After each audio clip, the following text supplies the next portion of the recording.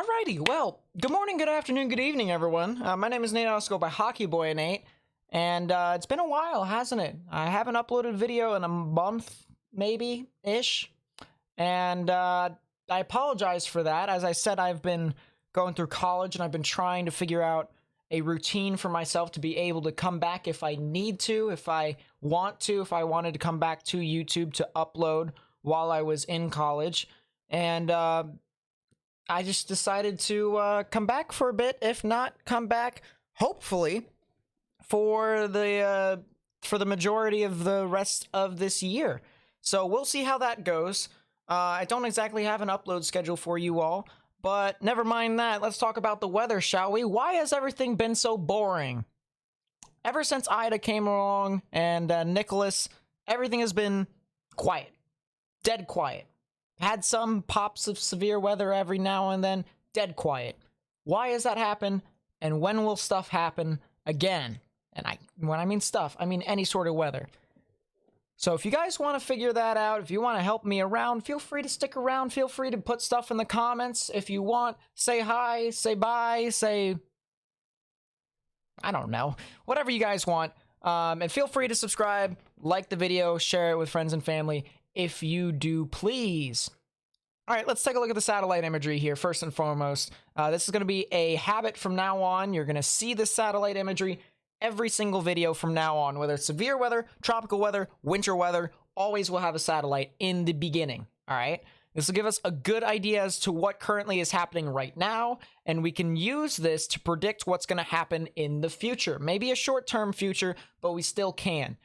Couple things that I want to make a note of. We have a low pressure system over here, which is causing just a little bit of severe weather over in Mississippi at the moment. It will also create some severe weather for much of the deep south, like Alabama, Georgia, maybe a little bit of Florida, Tennessee, maybe Mississippi again later on. So you have that to worry about. That could potentially move off to the north over time. You also have another low pressure system over here, a little bit more subtle, more than anything, that's starting to initiate some showers and thunderstorms over Arizona. And so the potential for some large hail damaging winds and maybe a tornado or two is possible over there for the rest of the evening here tonight. Then you also have this low pressure system, which is going to be creating a lot of scattered damaging winds and maybe a little bit of some thunderstorms over into portions of the northwest. So definitely something that you guys are going to want to watch out for if you live in places like Oregon and Washington.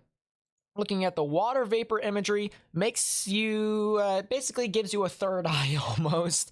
Allows you to look at a bunch of different things a whole lot better than just regular satellite. I mean, if we were to go back here real quickly to this and this, you'd be lying if you were telling me that this, you'd be able to tell what's going on with here without me saying it. I mean, unless if you are smarter than me, which there is a bunch of people who are, all right?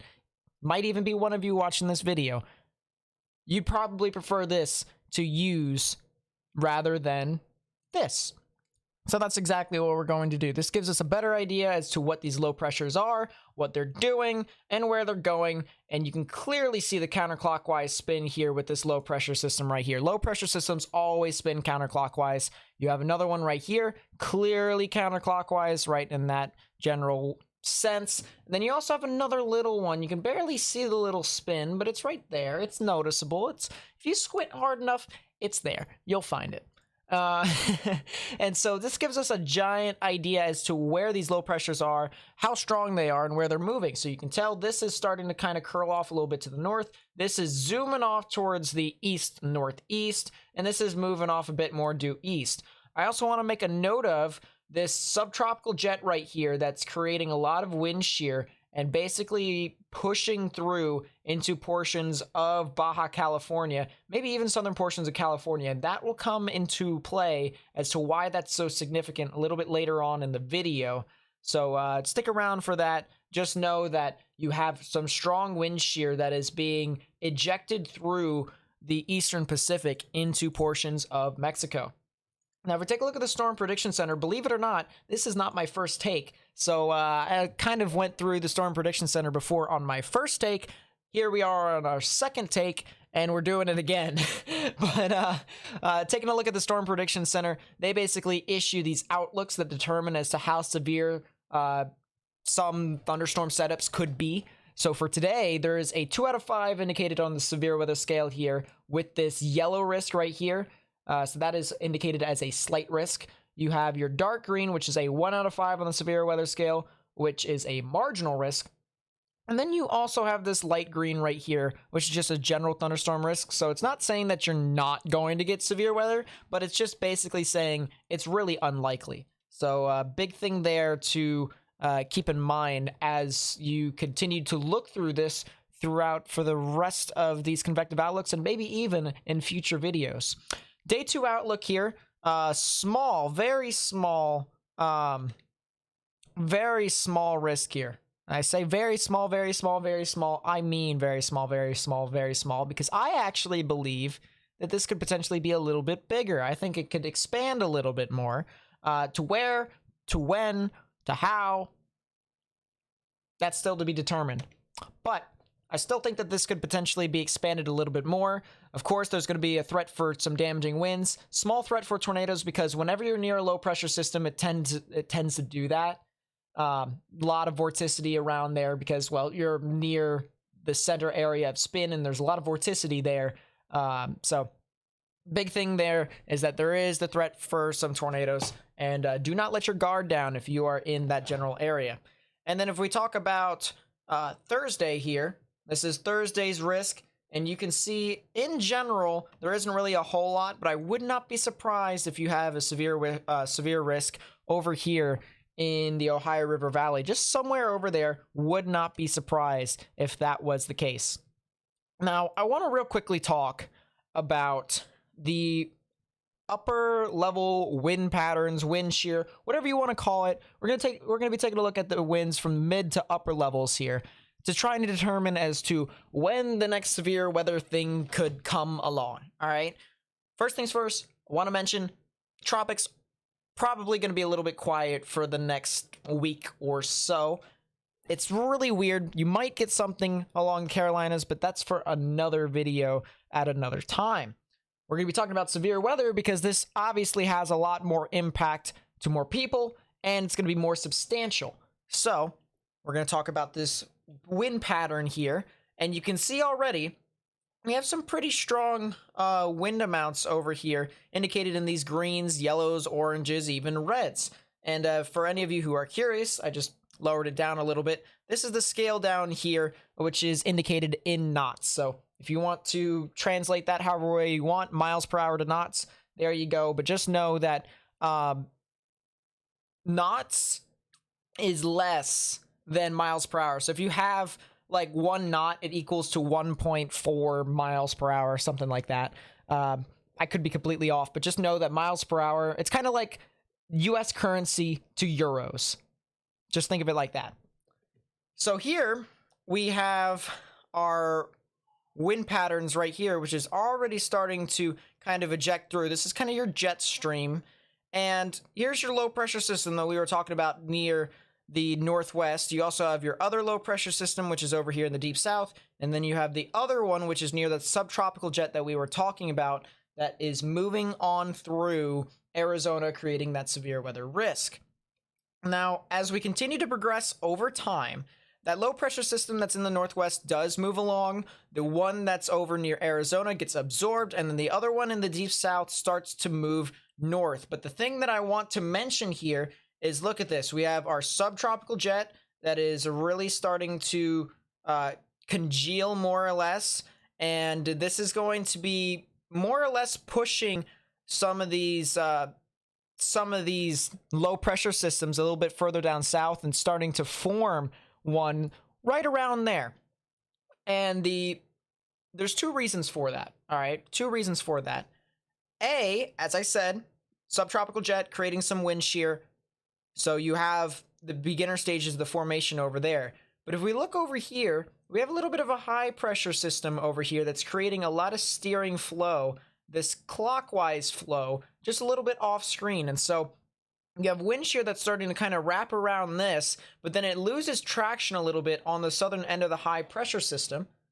And so then it starts to curl out a little bit and forms up with the subtropical jet to form a low pressure system. And you'll see that here as we continue to progress. If we move over to the United States view now and we progress over time, here is Friday morning.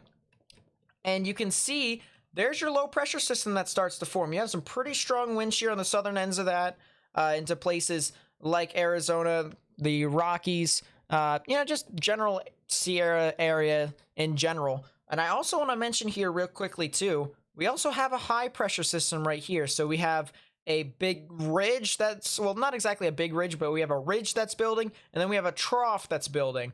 And so areas here on Friday, somewhere here within New Mexico, Texas, Oklahoma, Kansas, maybe even Nebraska and Missouri, be on the lookout for some potential severe weather over there. Would not be surprised if you guys got some action in that regard. And then if we continue on to Saturday, look at this. It stays right over that area again, and you still have the potential for some severe weather within those same areas. Might actually extend a little bit further to the north now. So you might get some activity from Texas all the way up into Iowa, maybe even Minnesota and Wisconsin. Would not be surprised if you guys had some activity up there on Saturday.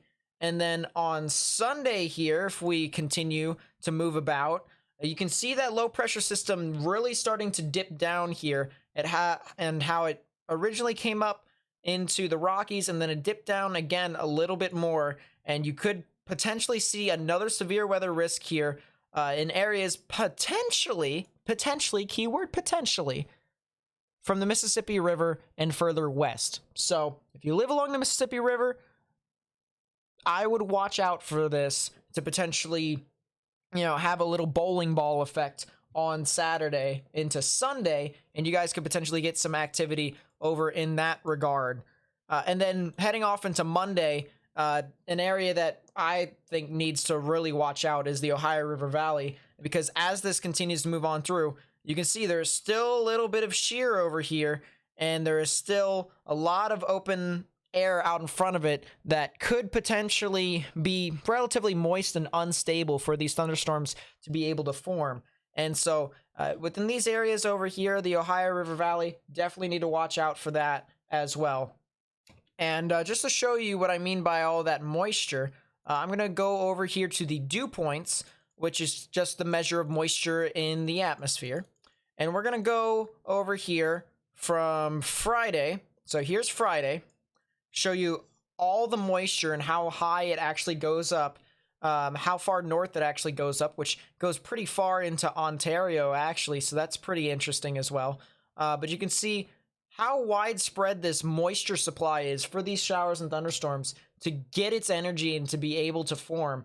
And so really something to watch out for that in that regard. And then as we continue, there's Friday, has a little bit of a triple point action right here, which a triple point is just basically the highest likelihood of showers and thunderstorms, maybe even tornadoes to form in that regard. I hit my elbow on the table, so if you heard that, glass shaking, shattering thing, that was me, not someone in your house. That was me. A little bit of a triple point action, so you have moisture that's being seeped up and then around. So if you think of it as one giant low pressure system, you have a little bit of dry air that's starting to seep in behind. So we call this a little dry line. I know it's a little zoomed out and that you guys probably can't tell a whole lot, but just whenever you see this kind of little indentation, that is when you can tell that there could be a severe weather setup right within that area. So just keep a lookout for that more and more. So that's Saturday, heading off into Sunday. And we have that same mini triple point action that moves a bit further off towards the north. And you can see that here, a little bit of an indentation again, not as much moisture in areas near the Central Plains, maybe a bit more of a high plains into a bit more of a Mississippi River Valley type severe weather threat. Indicated in most of these yellows, which, by the way, for any of you who are curious, yellows is just basically 60-degree dew points and above, and you typically want that for severe weather. I probably should have mentioned that earlier. My fault. bit rusty doing these videos, aren't I? But that'll get fixed over time, hopefully. You'll see, got a bit more of your moisture supply right within here. So this is probably where the severe weather threat is going to actually sit. And if you guys live in those areas, definitely would watch out for that. And then heading off into Sunday, pretty widespread here. Probably a massive damaging wind threat here based off of what it looks like, at least according to me. Massive widespread scale linear mode here. According to the Euro model, GFS is about the same. They both portray this about the same, as I said. They only differ a little bit with placement. So the GFS is a model run. The Euro model is a separate model run. It's like they have their own little opinions. And what I'm basically saying is both of their opinions are kind of the same. They're basically the same. So it's not that big of a deal for this event here, which will happen this weekend. So something that happens over here in the Central Plains, probably a gusty wind event that starts to just push on through and create some widespread damaging winds. Would not be surprised about that on Sunday. And then on Monday, if we continue to track forward a bit, you can see that there is a lot of moisture. Look at this.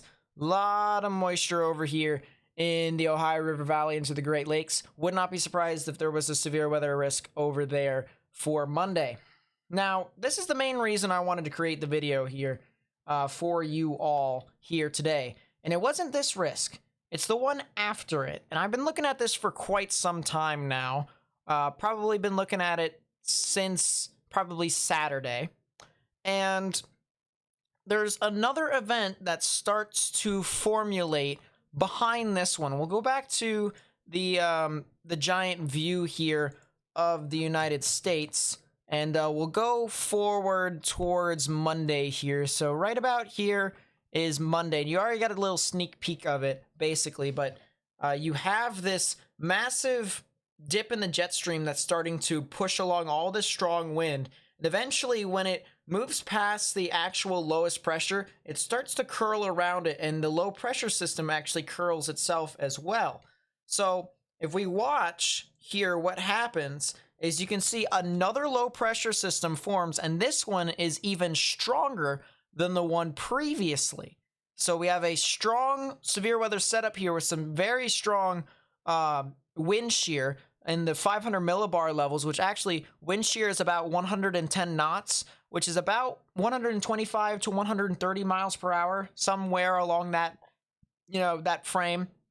So just to give you an idea as to what's happening in the atmosphere here, very, very strong wind shear from this setup, according to this model, according to this opinion. Now, the GFS and Euro actually differ in opinions a little bit in regards to the placement significantly. One takes it, actually enters into the time frame a lot earlier than another.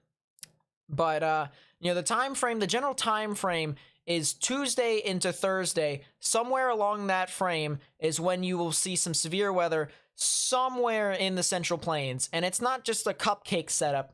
It's a pretty big setup. We'll take a look here at the dew points again. We'll take a look at the dew points, for instance.